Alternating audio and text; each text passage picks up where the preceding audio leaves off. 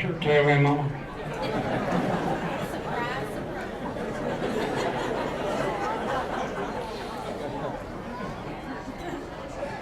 Uh, you can't put into words what this means.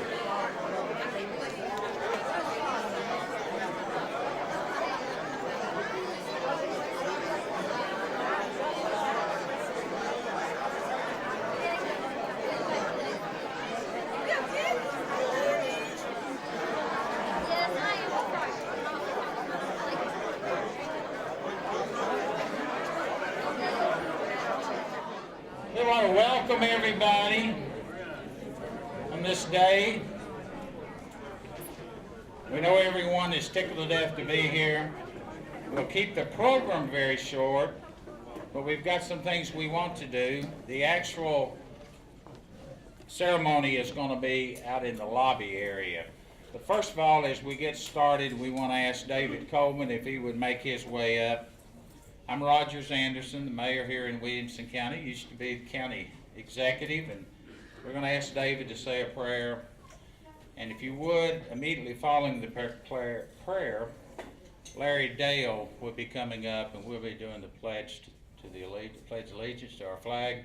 So if you would, at this time, after I've gotten you quiet, would you please stand one more time? David? Our Father, we thank you for this day and every blessing that you give us each and every day, and we love you and we thank you for loving us. And we thank you for this occasion that we can come together to honor our good friend Clint Callicott and his family. We thank you for this beautiful facility and the joy that it brings to so many people in our community. We thank you for Clint and what he's done for our community and our county over the years, and we just appreciate that so much. And Father, at this time we offer a special prayer for Clint and his family, that you would grant him the blessing of good health and strength, and that you would be with them and bless them. Help us all, Father, to put our trust and our faith in you. And we ask this prayer in Christ's name. Amen.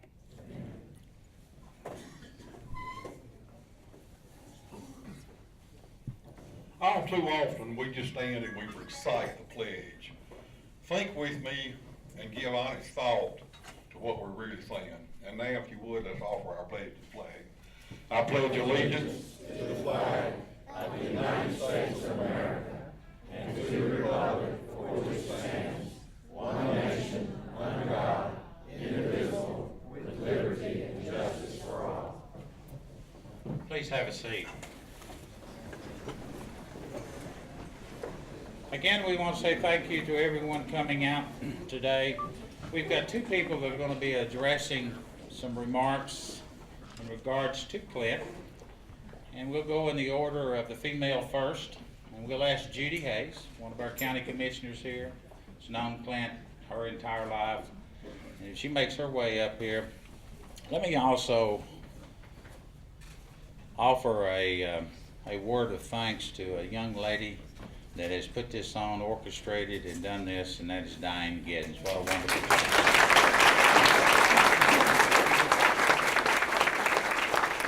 And now Judy Hayes. Thank you, Rogers. I also am here this afternoon in memory of our dear friend Clyde Lynch, who would have loved to have been here. The Ag Park was his love.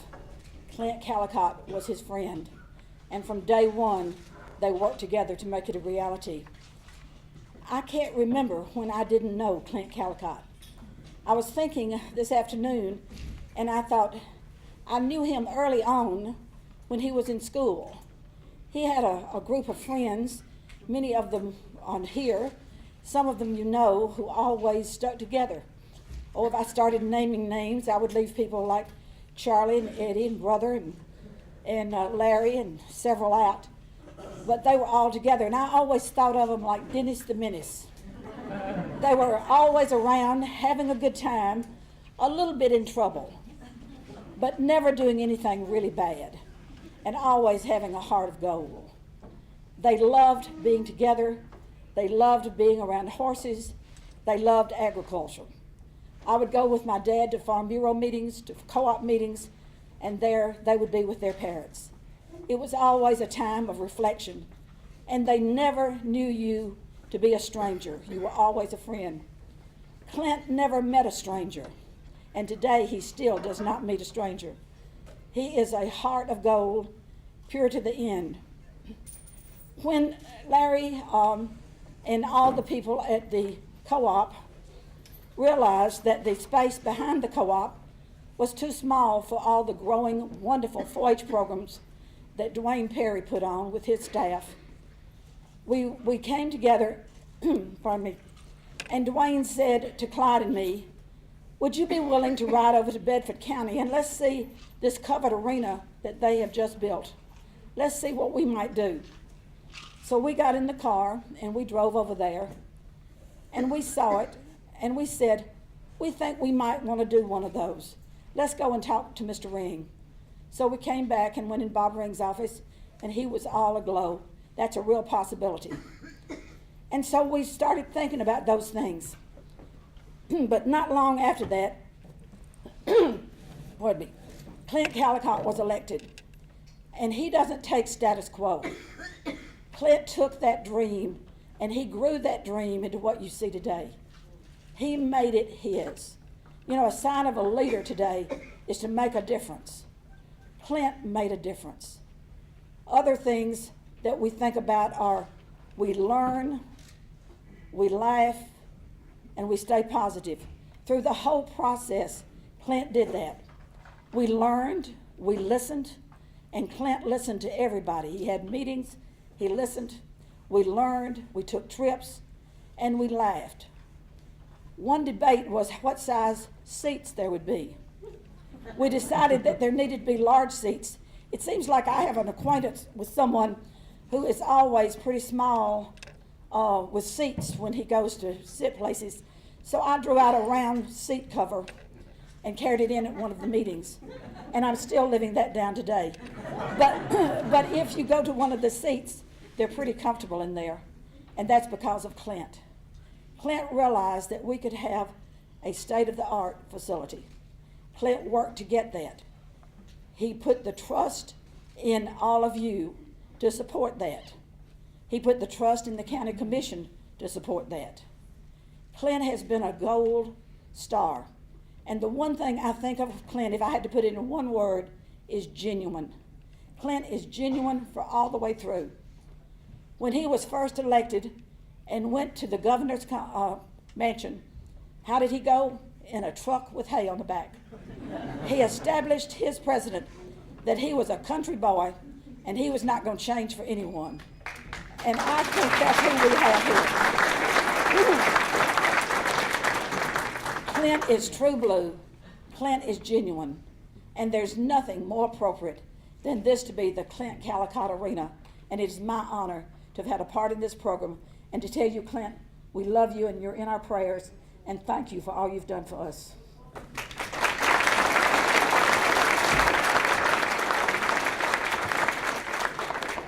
Thank you, Judy.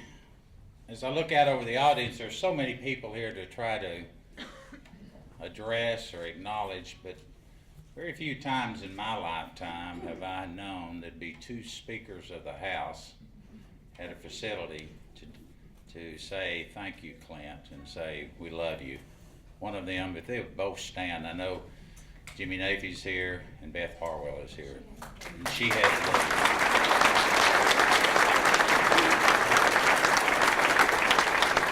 Next up to say a few kind words is Bob Ring. Clint, I would be worried if I were you. He knows me. But I know him too. Damn, Clint, you can sure draw a crowd. Golly, who'd have thought it? Who'd have thought it? Wow. Well, Clint and I go way back to the times when he was in college. Clint went to the University of Tennessee at Martin, and he had grown up on that farm out there off of Old Hillsborough Road. And Mr. Claude, his dad, tried to farm, or was farming, and loved to grow corn. And so there was no one there to harvest the corn in the fall, and so Mr. Claude called me, and I was in the custom combining business, and I'd go over there and pick corn for him. And when I'd go over there, Mr. Claude would say, well, my boy's gonna come back and run the farm. And I'd pick the crop. Well, the next fall, Mr. Claude would call me, and I'd go over there and I'd pick the corn, and he'd say, my boy's gonna come back and run the farm. And the same thing happened the third year. And so I know without a doubt that he got a superior education because it took him so long to get back to the farm. And but when he came back, he immediately got involved in the community. We had a new school in Grassland, and he helped build ball fields over there. He was into everything in that community, and got involved in local government. Now, the first time he ran, going door to door, as I understand it, he got bit by a dog. And he quit going door to door. Dadgum if he didn't lose. 11 votes. 11 votes. Well, that's one dog and 11 votes.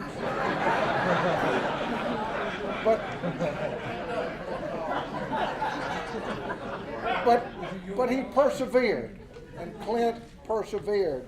And the next time he ran, he won. And so he served as a county commissioner.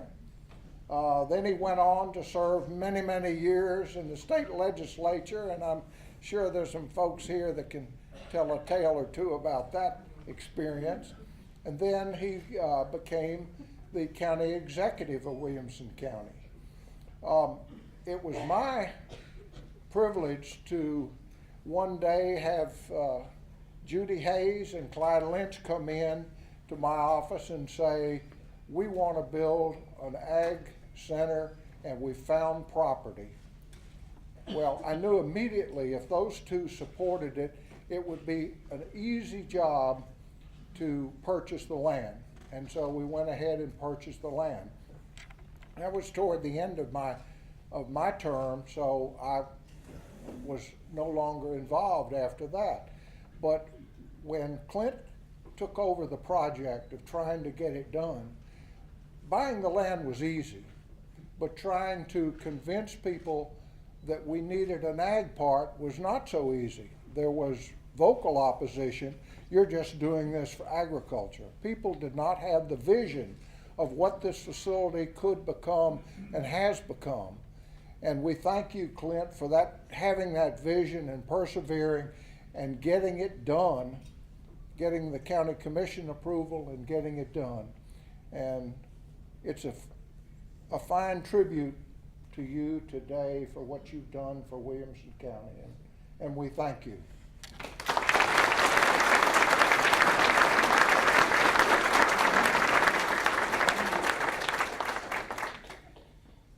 Well, this is the time that everyone has waited on.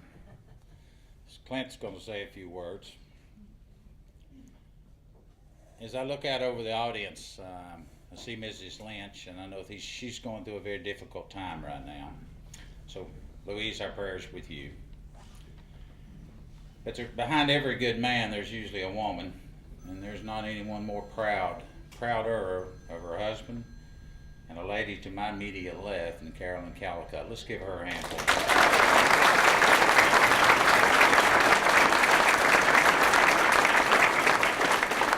Wonderful wife and a great mother. Better combination could you ask for? Clint, these folks came to see you. Want to hear a few words? You're welcome to sit right where you are if you'd like. Oh, no. All right. Roger, I told somebody, I said, y'all honor me here because you're afraid I'm gonna come back and run. I'm gonna pull this coat off, and I'm gonna say a few words, but a little bit more than a few. But let me get this coat off.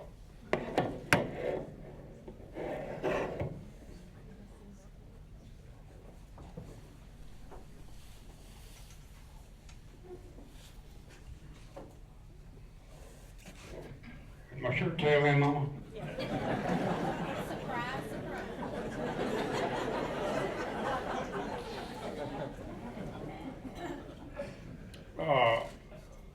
You know, you can't put into words what this means. And I have wrestled with this for several days and what to say. And I'm going to leave some people out because I've been very fortunate for the friends I've got. And if y'all would excuse me, I'm probably going to get a little emotional. But the first thing is that all y'all that has come that I have had, I consider you friends. And over the years, they say, well, you don't have but so many friends. Well, I have a lot of friends. And of course, as you know, that agriculture means a lot to me. But it's kind of started a freak way. Is that I was born, that I can say, at Dan German Hospital, Dr. Walter Powell. But we lived in Davidson County, at what they call Hartskull. Now, Bert, y'all changed the name down there. I think what you call it now, Acton Way or something. You don't have the word Hartskull, but we were born there, and I was born there, and we moved to Nashville when I was 2 years old. And Mama always said the day that Daddy moved in, this was like, you know, just on the street down on Golf Club. The day that Daddy moved in was the day he tried to leave. And I grew up the first 10 years, just like living in, you know, a city, a subdivision. I mean, I rode my bike with that Mama and Daddy up and down Hampton Avenue. We played baseball. I turned over bird baths and the whole thing. But for some reason, we made that move, and we came back. And this is what I'm going to say. Probably the next 5 to 10 minutes is what this ag park and what this arena is, whose name it really is. And I came back and 10 years old, went down to Grassland in the split grade with Miss Josephine Gardner and rode the bus. Didn't have friends for the first, 6 weeks. Unhappy, probably cried every day. Finally had figured out to survive, and back then, and I don't recommend this to the grandchildren, but is that you had to fight, and we did.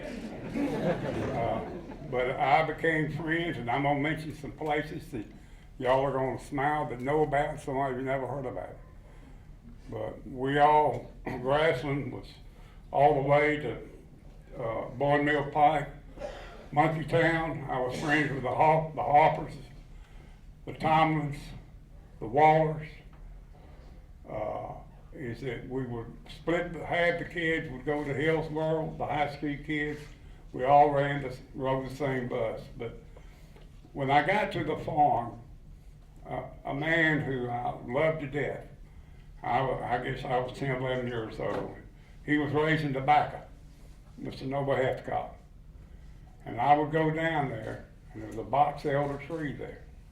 And I go down there about 11 o'clock, and I would ride the mule, Donna, to the spring.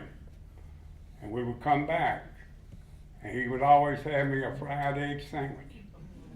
And we would sit there, 10, 11-year-old boy and a grown man, and we would philosophize. And I've loved him to death. And I knew probably at that time there was one thing I was going to do, and that was to farm. Another person that had a lot of influence on me was a gentleman that worked for us, Jim Robinson.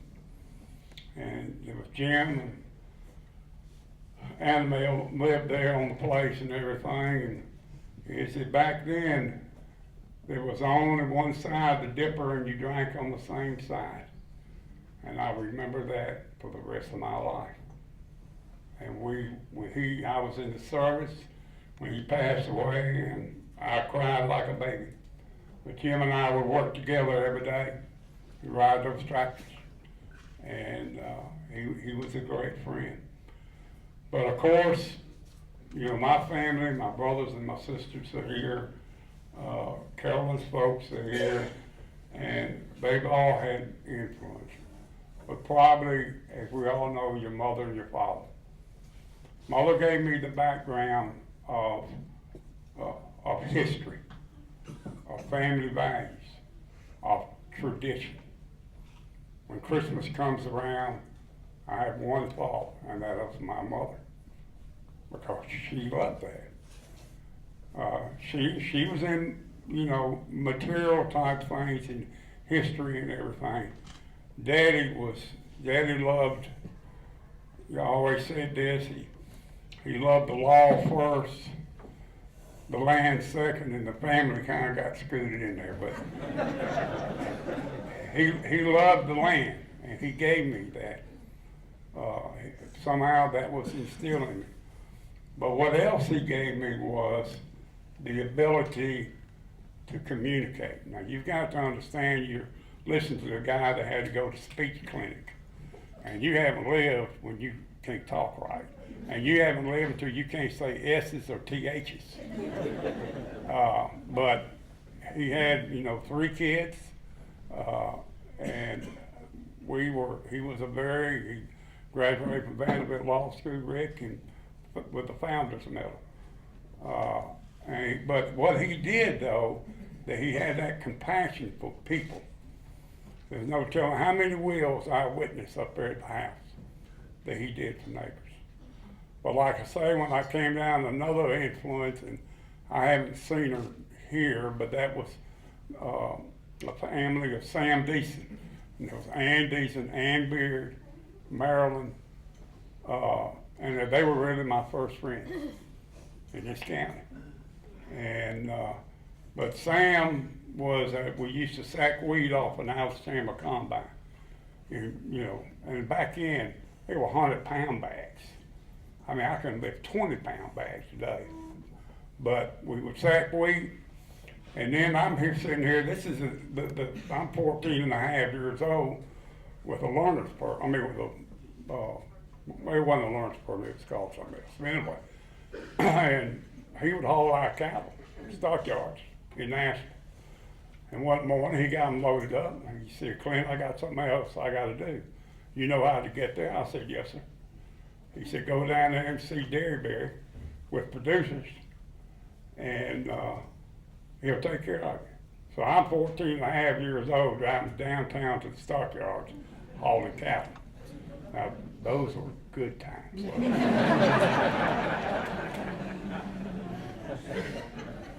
But is that I was very fortunate to have the ability, I guess, I was a dreamer.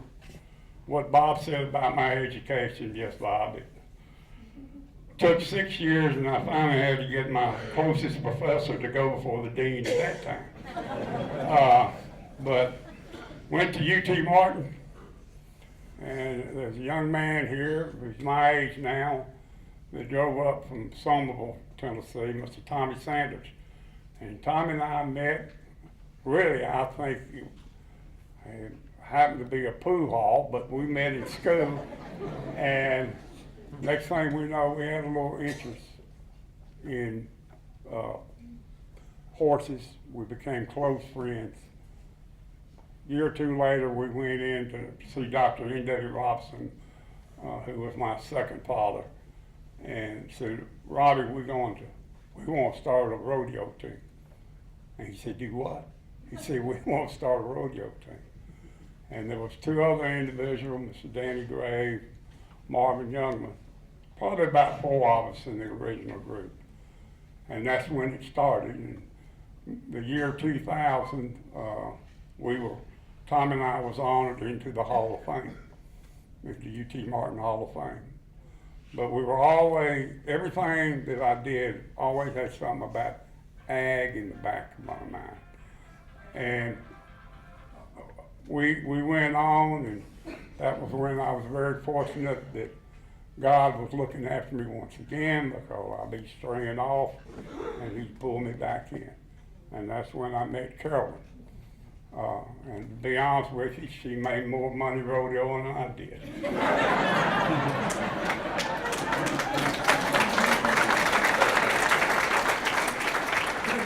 Actually, she's made more money than I have ever. But that was sent. That was sent. Because she's been the rock through things, and all of us that been in the political circle understand what that means. We go from there, and it grows, and of course you all know the friendship between Larry Dale and I that goes back for years and years and years. We buried both our parents. We have become officially the grumpy old men, and it gets worse every year. But we go on, we come back, and then I get involved with the farming and extension, Nathan Lowe, H.Y. Beeler, and 4-H, and I come back. And then I was involved with a group of farmers that had tremendous influence on me.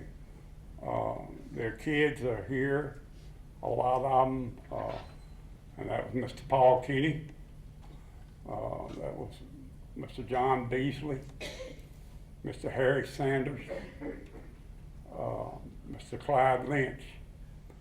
And all these individuals made my character, because they taught you that your word was your bond and what you said. And as I've said, is that Bob there has probably had as much influence on me as anybody.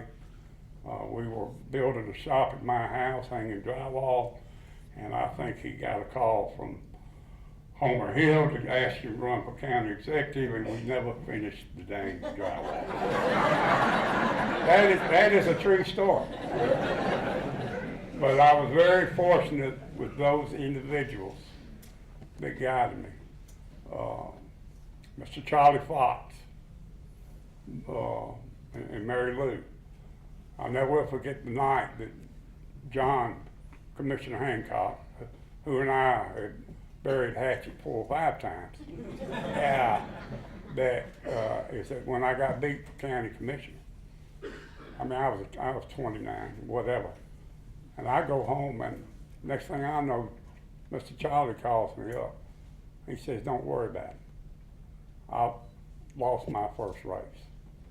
And from that day on, when I'm involved in somebody, I try to call them and tell them, hey, I lost my first race. And that is what those people would build. The Moody brothers, Mr. Ed Moody. Tremendous influence. And I've told this story about him, was one of the greatest. Back in this country, ag in Middle Tennessee was based on one thing, and that was tobacco. If you paid your bill one time a year, and that's when you sold your tobacco. And at that time, is that there wasn't like, we're gonna charge you 3%. And Mr. Ed, he didn't charge you anything. Just when you sold your tobacco payment. So later on in life, everybody's grown and said, I guess I didn't have enough flat tires, and he calls me up. And he says, Clint, do you have a problem with us? I said, Mr. Ed, what are you talking about? No. He said, well, I saw where you paid your bill off. But those are the individuals that built the idea and the influence, of this county. And I got real tickled. As y'all know, all you commissioners, Judy, Rogers, Jack, Lou, everybody that's here, is that they and Tommy Lawrence would do it just to irritate me. And that which he's done a lot of people over his life. But is they would call it the horsey park. Now, isn't today a very fitting day because we can call it not the horsey park, but the doggy park. I mean, they're gonna have 3,000 dogs out here. And I was talking to somebody said how great it was. They come every year. Hugh Williamson was telling me how great it is to come to the show. That's good. And the way I figure, they got 4 legs and they eat, so they're agriculture.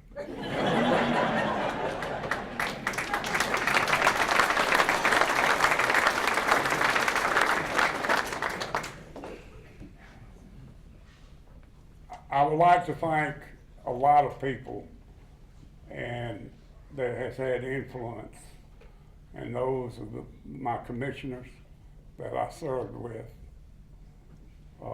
I was honored by my legislative family. And regardless of what people think about General Assembly, that when we walk behind them doors, although you think all we were doing was reading the newspaper, is that we were doing what we thought was right. And regardless, I mean, yes, there was some partisan on it, and it turned the other way. But I never felt like that what we did down there. And I was trained. They were talking about me going to see the governor in a pickup truck. You think when you go see Ned Ray McCorder, it was one country boy talking to another one. But the friends I made down there and the influence, they're here. Gene Davison, Gene was my chairman of my education committee and one of the closest friends, I've got. Steve Evans from Cleveland, Tennessee. He lost his seat while I was in office because he did what was right. Gene lost some leadership because he did what he was right.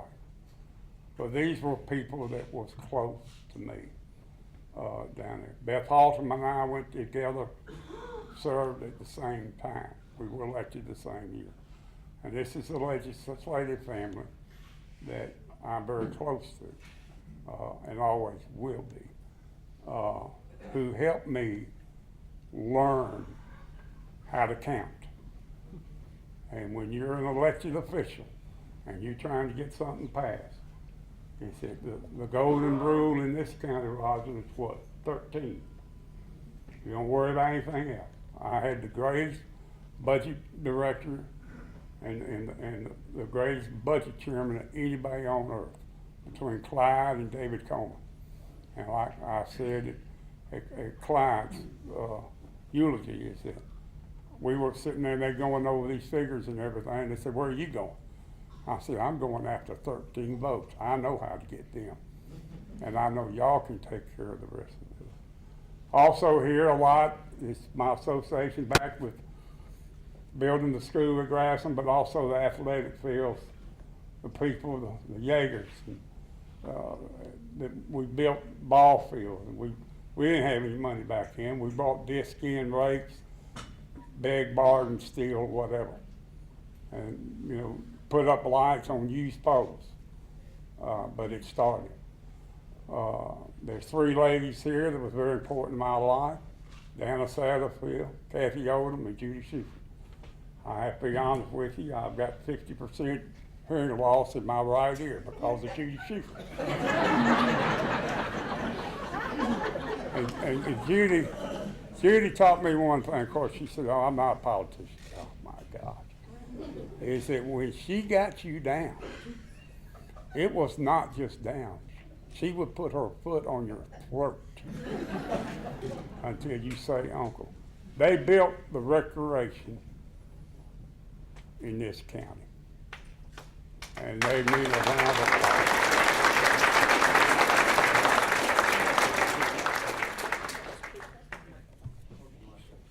This mic up too. Okay, I'm hurrying. But they a lot of influence on me, and great friends, and their mark is left on this county. Who I like to also recognize are some people that have kept is it this park, and when you read it says, you know, Ag Expo Park, and the first word in it is ag. And if you notice, there's still not any big sponsors like Bridgestone Arena, because we wanted it to stay in the people's hands. Roger has done a tremendous job, and the big job that he's done is to maintain what we thought the mission was for this building. And my hats is off to him for that. And the group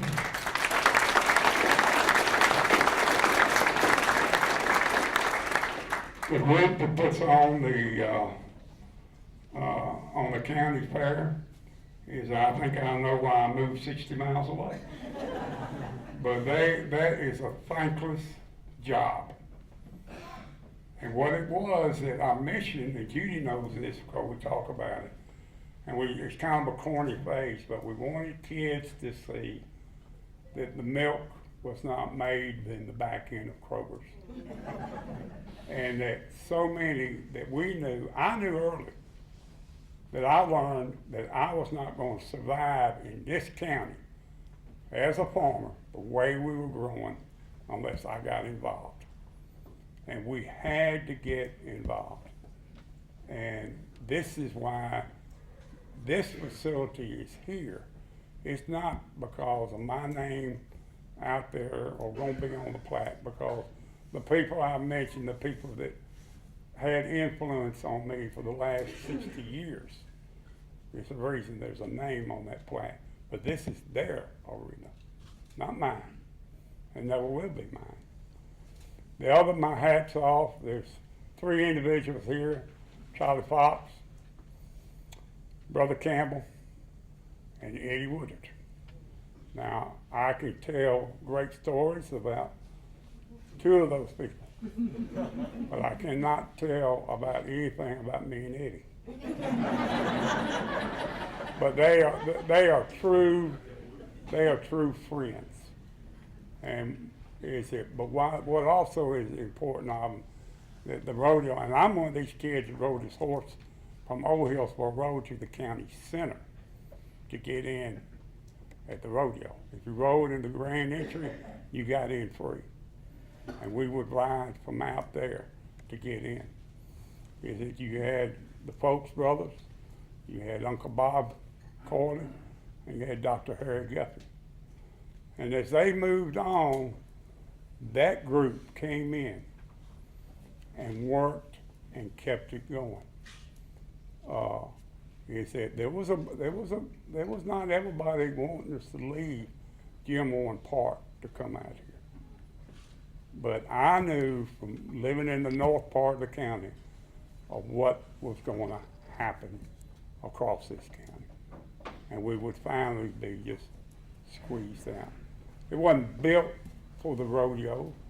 It was built for education purposes for this community, and where the community is still a community and not just a metropolis, but where there's people that work together that lives all over this.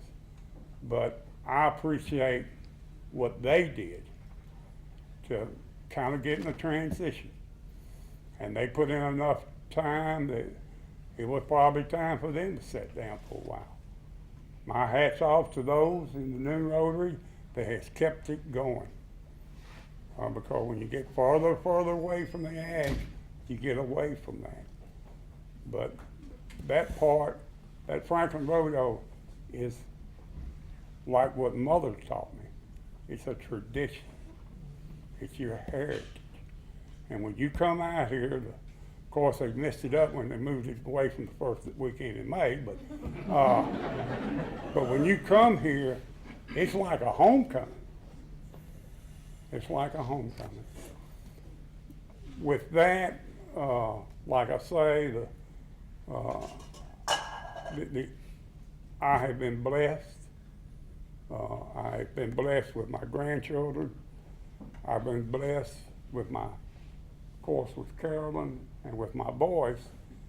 And they have been blessed because of their wives, my daughter-in-laws, have got farm backgrounds. And the love for agriculture will be put into those 4 grandchildren. And they will, and that way it continues to go.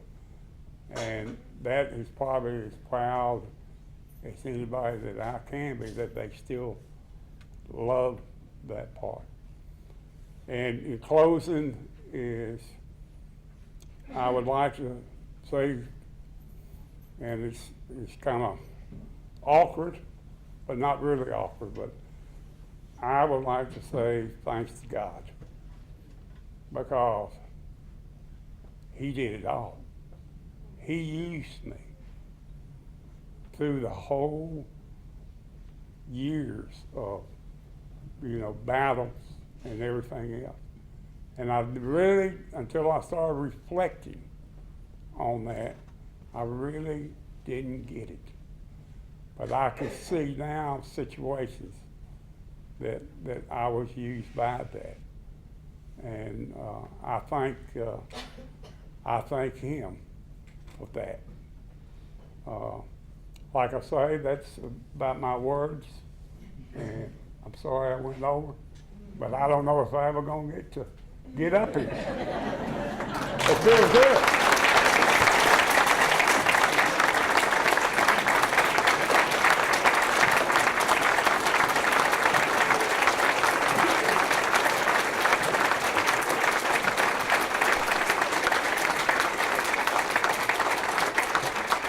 Wait, I got one more thing.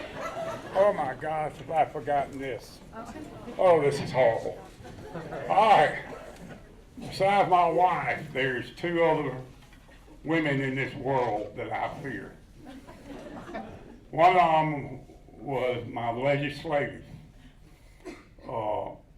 chief of staff, Phyllis. Where are you, hon? Stand up, Phyllis. Phyllis Pearson.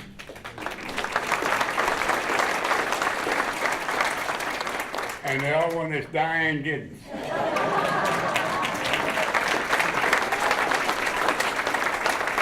And let me say this, is that both of them, is that, they could talk about you. But if somebody else says something about you, they would cut them.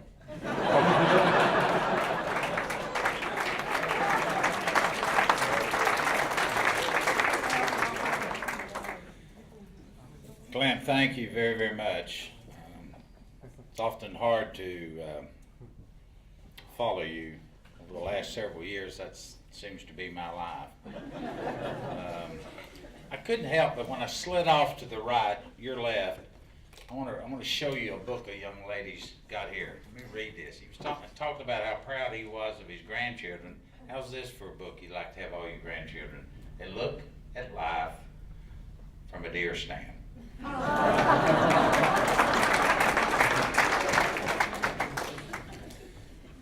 We are going to go out this door where the sheriff's at, and we're gonna make our way to the elevator, Diane? No, sir, it's just right here in the front lobby. Okay, right here, just go out. We're gonna have the unveiling. We'll let the press go out there. Clint, if you and Carolyn and your family would go out there, we would appreciate it if you'd head that way. I'm sure most of these, it won't take us 5 minutes to do what we've got to do, and then you'll have all the opportunity to sign that book and say hi to Clint and his family. Again, thank you very, very much for being here today. I know I can speak on behalf of the Callicotts. It's been great. A couple of months back, we did a proclamation, and I would like to read that because some of you have not heard this. Clint Callicott was born and raised in Williamson County, graduated from Franklin High School and the University of Tennessee at Martin, where he obtained his BS degree in ag. In his childhood and throughout his adult life, Clint has enjoyed the rural agricultural life, farming and raising row crops, beef cattle and horses, while teaching his family to know, to love, and appreciate the value of the farm life.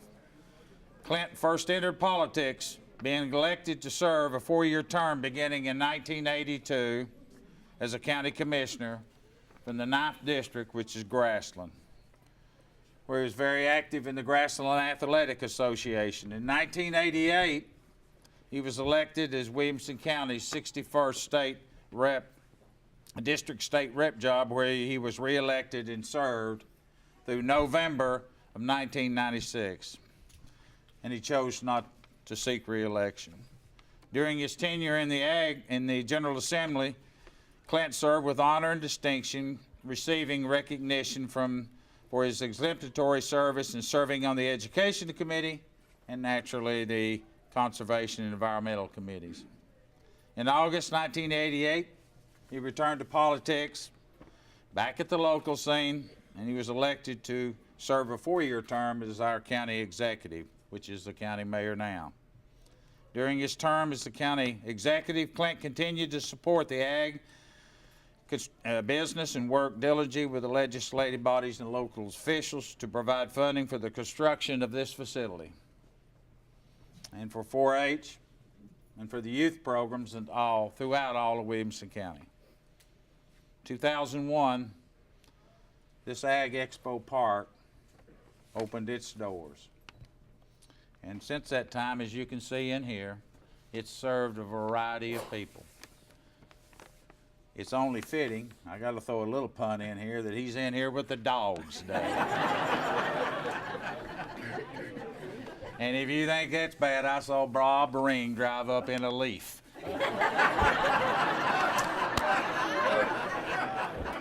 Now, that just about says it all. So it's today what we're doing, we're naming this place, and it will forever be what's behind that little curtain. And I would ask Clint at this time to pull that down. You're not gonna tell me how to do it? I'm getting ready to. Good, you don't tell me how to do it? I'm getting ready to. The road. Well, if you need me to.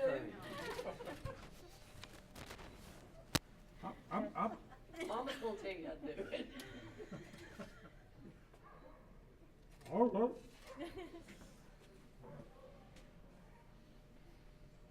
Diane, it's not coming off. He's gonna have to pull at the top. There you go.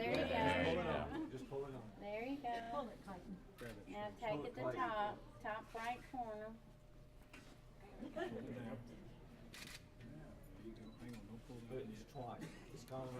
Go all the way around again, Clint. We had it on there. Tell you what, it's hard to find burlap.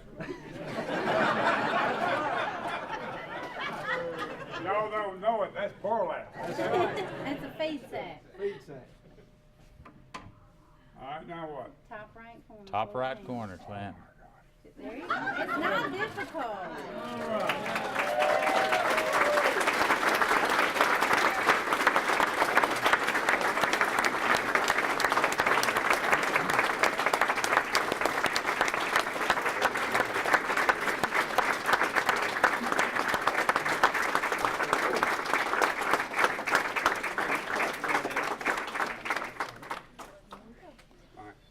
Thank you all again. I hope you have opportunity to spend some time with Clint and his family and visit some more. The drinks are on the inside, or you can go in and watch the dogs with Clint. Clint, the only thing I've got to say is thank you for all your service. Thanks for being a friend. Thank you. You're a good man.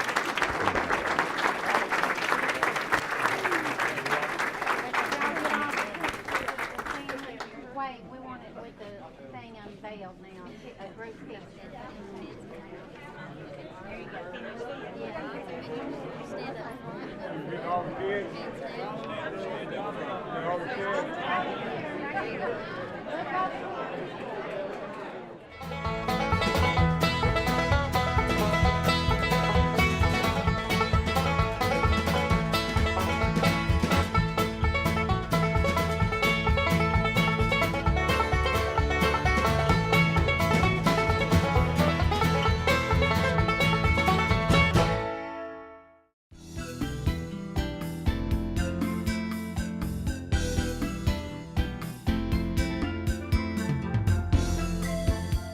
Welcome to Poets from the Neighborhood.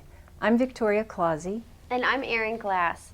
We hope that you enjoy the poems we'll be reading today, poems written by your friends and neighbors. The first poem I'm going to read is The Way Next Coming by Victoria Clausey. I live in the country, far from the grit of the city. I live scolded by mountains, shaped by owl hoot.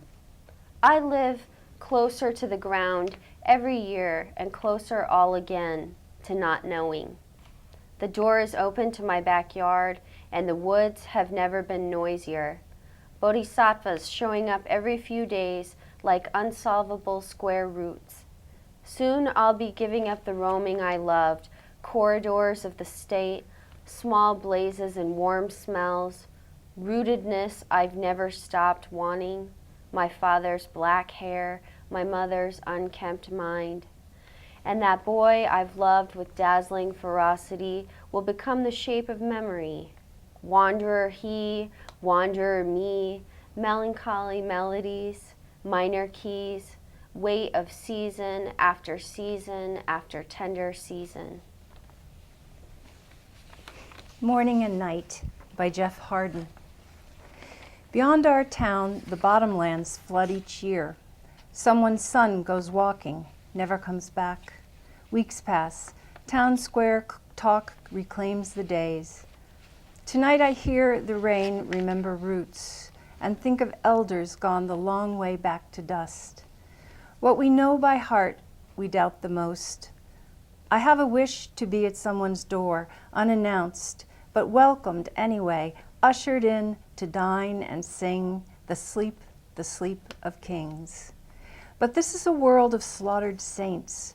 Random shots are fired, while morning and night our mothers turn their faces toward the sleeping hills. So quickly has the century come and gone. For a while, let's ask each other simple questions and make up answers that can keep us home tonight. Abiding by Victoria Clausey.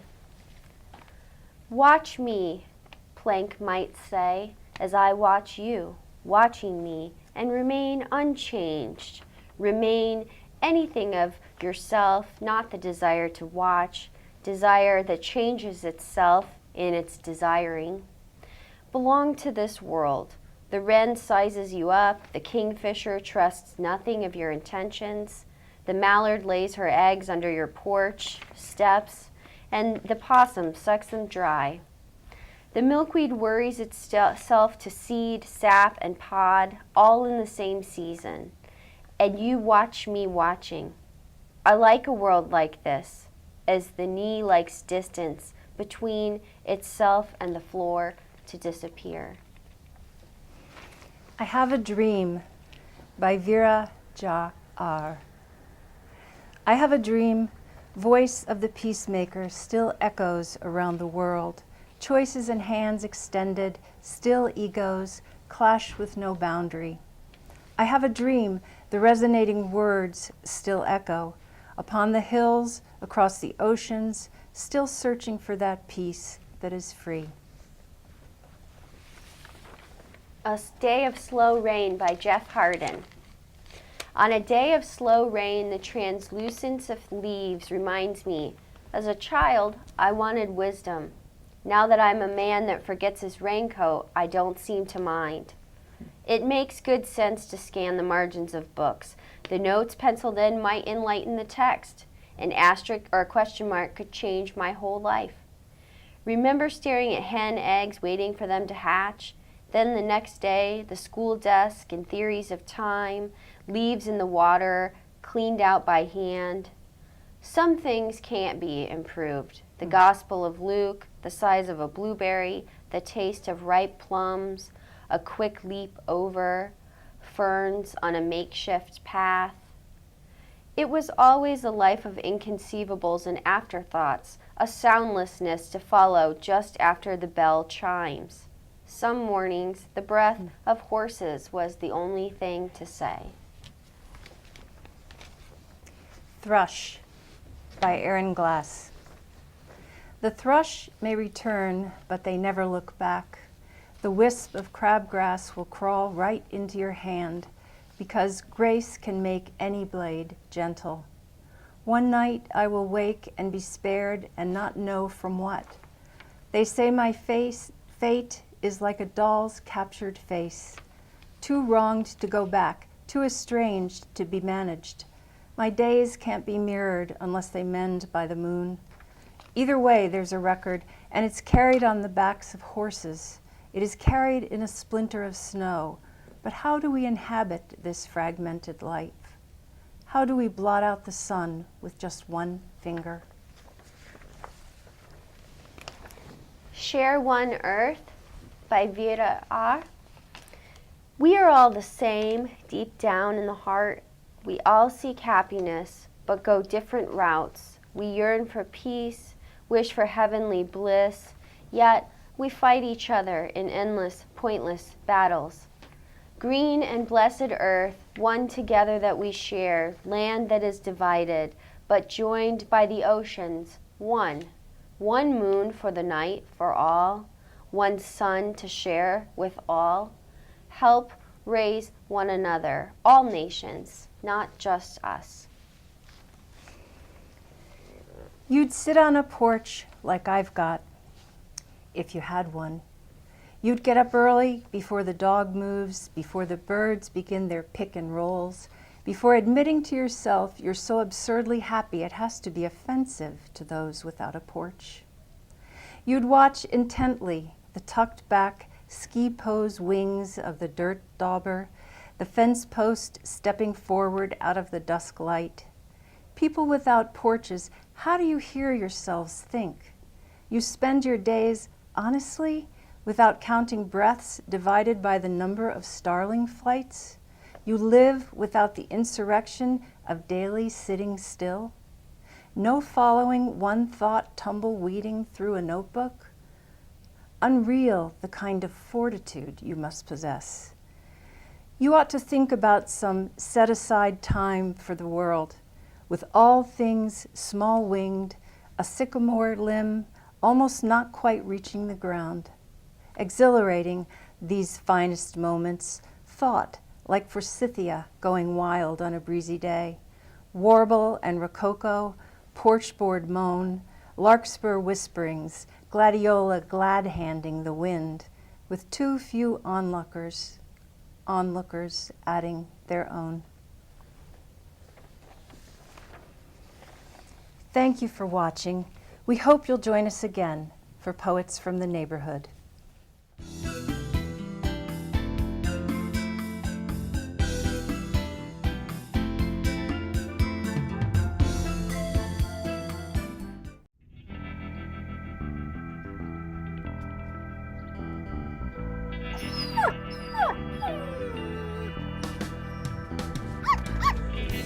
What the? What? I should have thrown you away? Okay, I'm sorry.